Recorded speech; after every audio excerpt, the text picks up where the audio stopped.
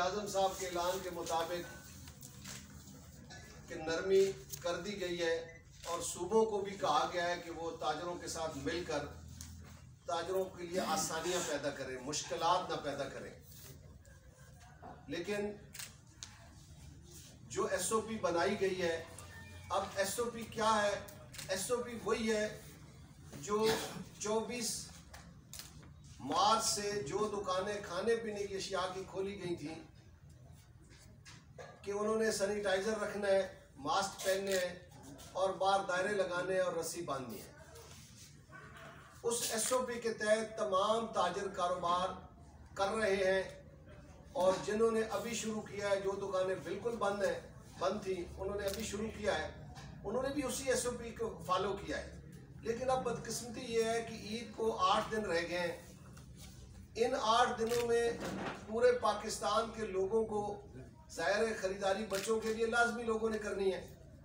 ईद आ रही है, बच्चे को तो नहीं पता कोरोना क्या है, बच्चे के लिए तो लाजमी जूते और कपड़े लोगों ने खरीदने हैं और जब खरीदने आना है तो फैमिली ने आना है।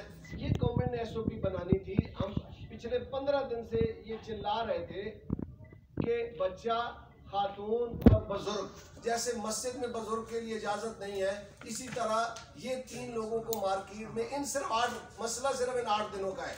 8 दिनों के बाद कोई रश कहीं नजर नहीं आना। और इसके अलावा भी जो दुकानें इस वक्त खुली हैं, जाहिर है वो एक SOP के तहत जो ऑलरेडी बना है उस पर हम काम कर रहे हैं। इस SOP में ये अगर इजाफा कर दिया जाता, कम लोग आते, लेकिन ऐसा नहीं किया गया। मेरी वज़ीर-ए-आज़म साहब से गुजारिश है कि वज़ीर-ए-आज़म साहब, जहां आपकी बातें इस वक्त ताजरों के दिल को लग रही हैं, गरीब आदमी के दिल को लग रही हैं, आम आदमी के दिल को लग रही हैं, यकीनन ये बात, और आज तक ये तज्जिया किसी ने नहीं किया है। ये जरूर आ रहा है कि कोरोना से इतने लोग जान गंवा बैठे हैं, ये तज्जिया कोई नहीं आ रहा कि कितने लोग बेरोजगार हो गए, कितने लोग निचली सतह, भूख की सतह पे चले गए हैं कि इस वक्त उनके लिए मुश्किलात हो गई हैं। आज यकीन करें, पूरे पाकिस्तान में ताजर दुकान के बाहर बैठा हुआ है, बेशक उसकी दुकान को ताला लगा हुआ है, लेकिन वो बाहर बैठ के इंतजार कर रहा है इस आलम में कि मैं क्या करूं, मैंने घर में सामान भी ले जाना है। वो इस मुश्किल में है कि उसका घर का सौदा नहीं पूरा हो रहा।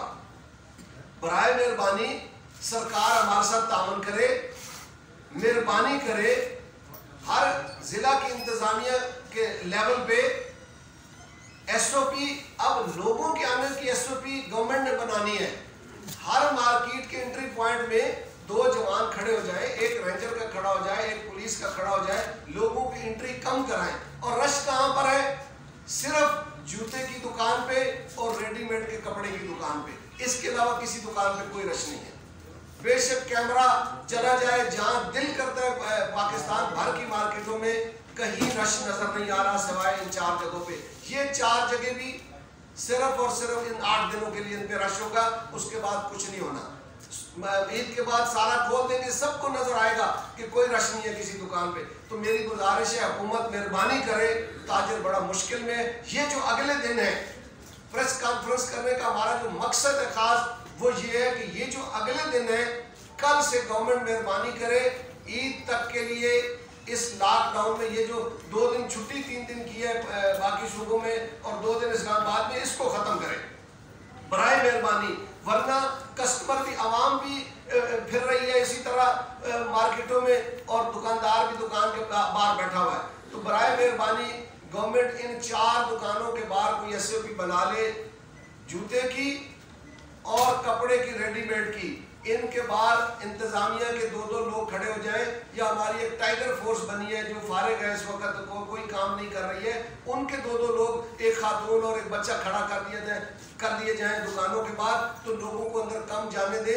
और इस वक्त आवाम की सहूलत के लिए गवर्नमेंट ये लाजमी, मेरी गुजारिश है पूरे पाकिस्तान में। अब तो असल में प्रॉब्लम ये आ रही है कि वज़ीर-ए-आज़म साहब इस सूबों से रिक्वेस्ट कर रहे हैं। वज़ीर-ए-आज़म साहब चीफ एग्जीक्यूटिव है पाकिस्तान में, उनका काम है हुक्म देना है। अब वज़ीर-ए-आज़म का तो हुक्म होता है, जब ऊपर से हुक्म हो भी गया, हमारे यहाँ 2 दिन बाद दुकानें खोली गई इस्लामाबाद में। अब सूबों में मंडे से खुल गई थी, हमारे यहाँ ट्यूसडे की शाम को ऑर्डर मिले कि आप दुकानें खोल सकते हैं। तो ये बदकिस्मती है हमारी कि वज़ीर आज़म मुल्क का चीफ एग्जीक्यूटिव होता है।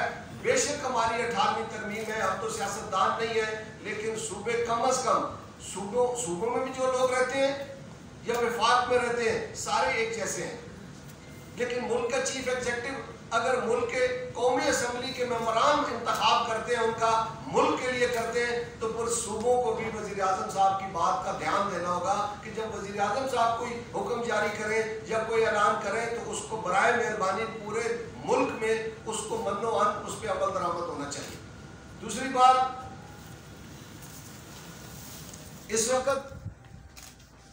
वक्त सबसे बड़ा प्रॉब्लम जो है, मैं दोहरा देता हूं दोबारा इस बात को, कि जो 8 दिन है बराए मेहरबानी इस पर दुकानें खोली जाएं और दौरानिया भी बढ़ा दिया जाए। हम तो कितने अरसे से कह रहे हैं, 1 महीना हो गया है कि अगर 24 दिन के लिए 24 घंटे के लिए 24 घंटे के लिए दुकानें खोल दी जाएं तो कोई रश नहीं होगा।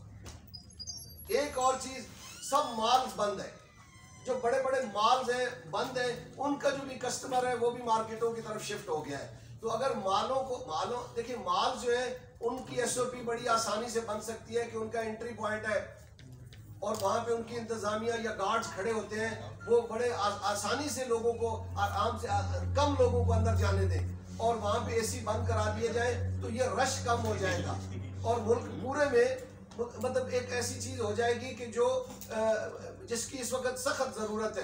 बेशक इसमें कोई दूसरी राय नहीं है कि कोरोना है, हमने कोरोना से बचना है, लेकिन कोरोना के साथ साथ हमने कोरोना से भी बचना है। बड़ी मुश्किलात है।